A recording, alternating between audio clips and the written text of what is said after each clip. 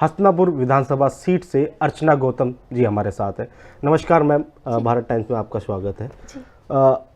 पहला मेरा रिएक्शन ये है कि लड़की हूँ लड़ सकती हूँ, इसके बारे में क्या कहेंगे आप? देखिए, जैसे लड़की हूँ लड़ सकती हूँ का जो स्लोगन है बहुत ज़्यादा सोशल मीडिया पे वायरल हो रहा है और उसी को देखकर मैंने राजनीति में कदम रखा है।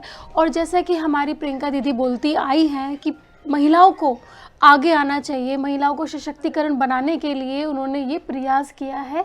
हमारे बाबा साहब ने बोला था कि हिंदुस्तान की महिलाओं को आगे आना चाहिए और अपने पैर पे खड़े होके एक अपना मुकाम बनाना चाहिए।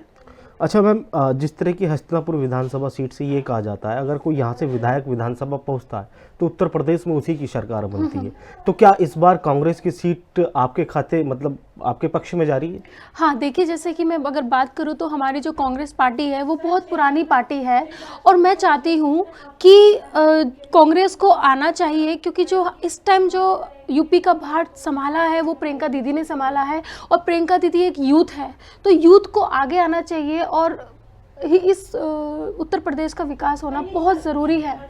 अच्छा, आपके क्या क्या मुख्य मुद्दे रहेंगे? देखिए, अगर मैं अपनी विधानसभा की बात करूं तो मैं वहां पे गई थी तो महिलाओं के लिए ना वहाँ कॉलेजेस हैं ना वहाँ स्कूल है, और अगर एक लड़की आईएएस की तैयारी या पीसीएस की तैयारी या कोई भी तैयारी करना चाहती है तो वो नहीं कर सकती, क्योंकि उसको उसके लिए मेरठ आना होगा, दिल्ली आना होगा।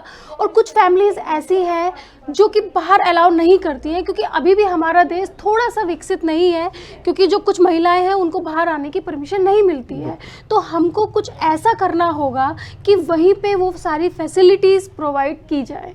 अच्छा, आप अभिनेत्री हैं जी, तो क्या कांग्रेस से ही क्यों आखिर टिकट आपने लिया? देखिए, कांग्रेस मैंने क्यों चुना, जो मेरे दादा थे वो कांग्रेसी रहे हैं अपने ज़माने के, और रायबरेली जेल में इंदिरा मैम के साथ में जेल गए थे। तो जब वो जेल से बाहर आए तो उनको किसी ने जहर देके उनकी हत्या कर दी गई थी। तो उसको मतलब जो मेरे दादा का जो सपना था देश का विकास करना, जो हमारा जो हस्तिनापुर है उसका विकास करना, क्योंकि मैं हस्तिनापुर की ही बेटी हूँ, मैं वहीं पर पैदा हुई हूँ, तो वो जो अधूरा सपना था उसको पूरा करने के लिए मैंने कांग्रेस का हाथ थामा। तो सीधी सीधी टक्कर आपसे सपा से है, गठबंधन से, या फिर बीजेपी के जो अभी वर्तमान में मंत्री भी रहे हैं वो किन से है सीधी टक्कर? देखिए, मेरी किसी से भी टक्कर नहीं है। और अगर मैं बात करूं इन सभी की तो ये सभी जैसे दिनेश खटीक जी हो गए और प्रबुद्धदयाल वाल्मीकि जी हो गए, योगेश वर्मा जी हो गए और भी संजीव जाटव जी हो गए, तो ये सभी मेरे बड़े भाई हैं और ये मेरे से एक्सपीरियंस में भी बहुत ज़्यादा हैं। तो मैं तो यही चाहूँगी कि इनका आशीर्वाद लेके मैं आगे बढ़ूँ। अच्छा, एक बात और बताइए मुझे, जैसे आप अभिनेत्री हैं जी, आपको कांग्रेस ने टिकट दिया है, विश्वास किया है जी, अगर आप वोट कटवा साबित होती है क्या आप फिर अपने किरदार में फिर निभाएंगी आप? देखिए, जैसे मैं कल ही मैं ऐलान कर चुकी हूँ कि मैं पूरी तरीके से राजनीति में आई हूँ जनता की सेवा करना। तो अगर जनता मुझे बनाती है विधायक या जनता मुझे प्यार देती है, जनता मुझे चुनती है, तो मैं जनता से वादा करती हूँ कि मैं वापस उस इंडस्ट्री में कभी नहीं जाऊँगी, आपकी सेवा करूँगी। अच्छा, ये और बताइए, जैसे हम गठबंधन की बात करें या बीजेपी की, तमाम वादे वो कर रहे हैं, 300 यूनिट बिजली फ्री, महिलाओं के लिए ये फ्री, तो आपकी तरफ से क्या घोषणा पत्र जो कांग्रेस का है उसके लिए आप जो क्षेत्र है आपका विधानसभा क्षेत्र है उस जनता के लिए क्या करना चाहेंगे आप? जो घोषणा पत्र मतलब जनता के लिए क्या करना चाहूँगी? हाँ, जैसे कि हस्तिनापुर में मैं गई हूँ, हस्तिनापुर अभी तक विकसित नहीं है। अगर हम बात करें जवाहरलाल नेहरू जी के टाइम की, तो हमारे जो जवाहरलाल नेहरू जी हैं उन्होंने दोनों की ही नींव, या चंडीगढ़ और हस्तिनापुर की नींव दोनों की साथ में रखी थी। आज चंडीगढ़ बहुत ज़्यादा विकसित सिटी बन चुका है और हस्तिनापुर कुछ भी नहीं रहा है। तो मैं अगर बात करती हूँ कि ये क्यों नहीं रहा है, क्योंकि इसका जो जवाब है वो क्यों है, तो वो इसी वजह से है कि वहाँ पे जो यातायात के जो साधन है वो वहाँ पे स्ट्रॉन्ग नहीं है। अगर कोई मुंबई से आना चाहेगा तो वो नहीं आ सकता प्रॉपर, क्योंकि उसको बहुत सारी कनेक्टिविटी चेंज करनी पड़ेगी, क्योंकि वहाँ पे रेलवे स्टेशन नहीं है, वहाँ पे अंतर्राष्ट्रीय बस अड्डा नहीं है। तो ये सब कमियां हैं जो हमें पूरी करनी होगी और हस्तिनापुर को एक टूरिस्ट प्लेस, एक विकसित प्लेस बनाना पड़ेगा। अच्छा, अगर विधानसभा चुनने के बाद या विधानसभा आप पहुंचती हैं तो पहला जो है आपका काम क्या रहेगा हस्तिनापुर के लिए? देखिए, अगर मुझे जनता चुनती है तो मेरा पहला काम रहेगा हस्तिनापुर का विकास। पहले मैं वहाँ बस अड्डा बनवाऊंगी, उसके बाद मैं रेलवे स्टेशन बनवाऊंगी, उसके बाद जो हर साल बाढ़ आती है जिसमें हमारे किसानों भाइयों की खेती बर्बाद होती है, उसको पहले तो प्रॉपर तरीके से उस पर धरना प्रदर्शन करके या जैसा भी मेरे लोग मेरे साथ देंगे उनको वो स्ट्रॉन्ग बनाना है। उसके अलावा वहाँ पे रोजगार का कोई विकास नहीं है। जो हमारे जो भाई लोग हैं वो मेरठ जाते हैं, दिल्ली जाते हैं, तो वहाँ पे एक ऐसा रोजगार देना है, ऐसी फैक्ट्रीज बनानी है जो महिलाओं को भी रोजगार मिले और साथ के साथ पुरुषों को भी रोजगार मिले। वहाँ पे एक मील है, उससे कोई काम नहीं होता है, क्योंकि क्या होता है कि लाइन बहुत लंबी लगी रहती है, 1 दिन 2 दिन लग जाते हैं और जो मेरे किसान भाई उनका नंबर नहीं आता है, तो वहाँ पे 1 मील बनना और ज़रूरी है।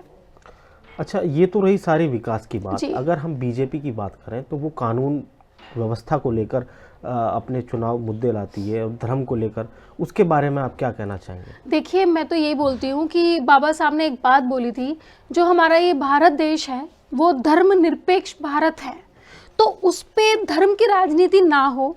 और इस टाइम जो बीजेपी कर रही है वो सिर्फ धर्म की राजनीति कर रही है। अगर आपको कोई मुद्दा नहीं मिल रहा है तो आप धर्म की राजनीति करेंगे, ये तो कानून में नहीं लिखा या ये हमारे संविधान में नहीं लिखा, तो ये तो बहुत गलत है।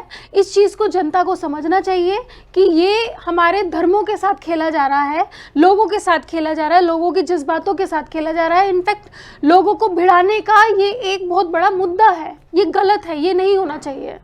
अच्छा, अभी विकास की बात कर रही थी आप कि तमाम वादे आपने किए, तो बीजेपी के विधायक भी हैं वहाँ पर या सपा समाजवादी पार्टी के भी हैं, तो वो भी कहते हैं हमने तमाम विकास किए हैं, तो ऐसा क्या देख रहे हैं फिर आप और उनमें क्या अंतर है? उनका विकास मैं बताती हूँ आपको। उनका विकास ये है कि उन्होंने एक पुल बनाया था जो कि पहली बारिश में बह गया है, और उन्होंने रोड भी बनाई थी जो कि पहली बारिश में, पहली बाढ़ में ही धंस चुकी है, तो ये उनके विकास है। अगर आप अभी भी हस्तिनापुर जाएंगे तो वही टूटी फूटी सड़क जो आपने पहले देखी थी वो आज भी वही सड़क है, क्योंकि हम अगर बताते हैं कि देखिए हमारे विधायक जी हैं, उनको तो गए हुए ही हस्तिनापुर 6 महीने हो गए हैं, तो वो क्या विकास करेंगे हस्तिनापुर का। अच्छा, लास्ट मेरा क्वेश्चन ये है, जिस तरीके से आप विधानसभा या अपने विधानसभा क्षेत्र में आप जा रही हैं, वहाँ पर लगभग कितने गांव हैं और कितने वोट, अगर हम SC ST और OBC की बात करें तो कितना आंकड़ा के हिसाब से थोड़ा सा हमें बताइए।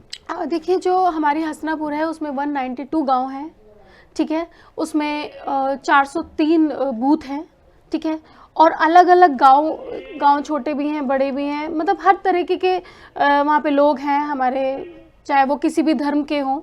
तो ये है, और मेरा जो मेन मुद्दा है वो यही है कि मैं डोर टू डोर जाके वहाँ पे अपील करूँ जो मुझे करना है, जो मुझे जनता के लिए करना है। और दूसरी चीज़, मुझे जो जनता की जो प्रॉब्लम्स है जो अभी तक सॉल्व नहीं हुई है, वहाँ पे अगर मैं बात करूँ अपने बंगाली भाइयों की, उनकी सबसे बड़ी प्रॉब्लम है उनको आवास नहीं मिला है, बंगाली को उनको आवास नहीं मिला है, तो उनको, वो बेचारे बहुत सीधे लोग हैं और उनका सिर्फ छोटा सा मुद्दा है, उनको आवास चाहिए। तो देखिए, मुझे तो पता नहीं कि बीजेपी सरकार ने आवास दिए हैं या पैसे लिए हैं, क्या है, क्योंकि जिन लोगों को घर मिले उन्होंने तो ये बताया है मुझे, जो मुझे पता चल रहा है कि हमसे 25,000 रुपये लिए गए हैं, और उसके अलावा उनकी एक मंथली इंस्टॉलमेंट बनी हुई है, तो वो उनको दे रहे हैं। और यहाँ तक कि जो हमारी इंदिरा मैम थी, इंदिरा गांधी, सीधा आरोप लगा रही हैं या वो लोग कह रहे हैं? नहीं, मुझे तो मेरी जनता बोल रही है कि उन्होंने ऐसा ऐसा किया है, तो मैं वही बताना चाहती हूँ। कांग्रेस के टाइम पे जो लोग ये बोलते हैं कि कांग्रेस ने कुछ नहीं किया, मैं उसका जवाब दे रही हूँ।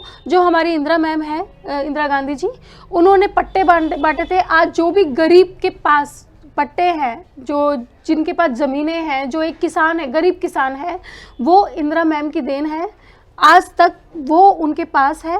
तो मैं यही चाहती हूँ कि बीजेपी सरकार से मैं निवेदन ये करना चाहती हूँ कि अगर आप किसी गरीब की हेल्प कर रहे हैं या किसी गरीब को आप घर दे रहे हैं, तो वो प्रॉपर तरीके से दें, ना कि उनको इंस्टॉलमेंट लगा के दें या 25,000 उनसे डाउन पेमेंट ली जाए, क्योंकि एक गरीब है, इतना पेमेंट उनके लिए भी बहुत बड़ी बात है। अच्छा, आपका क्षेत्र की हम बात करें तो विरोध ज़्यादा हो रहा है इस चीज़ को, हिंदू महासभा वाले में देख रहा था अभी लोग विरोध कर रहे हैं, उसके बारे में उन लोगों को क्या कहना चाहेंगे, क्या मैसेज देखिए, मैं उन लोगों को यही बोलना चाहती हूँ, मैं हस्तिनापुर की बेटी हूँ, मैं इस देश की बेटी हूँ। मैंने किसी का कत्ल नहीं किया है, मैंने किसी का मर्डर नहीं किया है, मैंने किसी के जज्बातों के साथ नहीं खेला है।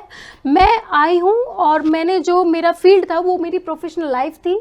अगर मैं एक्टिंग की बात करूँ तो हेमा मालिनी जी ने भी एक्टिंग की थी, रेखा जी ने भी एक्टिंग की है, जया बच्चन जी ने भी एक्टिंग की है, और हमारे जो मुख्यमंत्री, चेन्नई की मुख्यमंत्री हैं जयललिता जी जो थी, उन्होंने भी एक्टिंग की थी। तो वही काम मैंने किया है।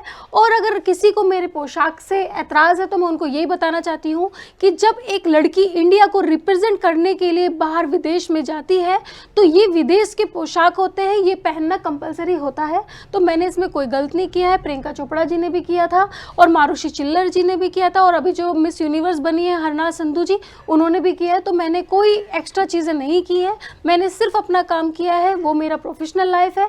और ये आज मैंने राजनीति ज्वाइन की है तो ये मेरा राजनीति लाइफ है। तो तमाम सवालों के साथ अर्चना गौतम जी ने हमारे सभी के सवालों के जवाब दिए, और आप देखते रहिए भारत टाइम्स न्यूज़। धन्यवाद।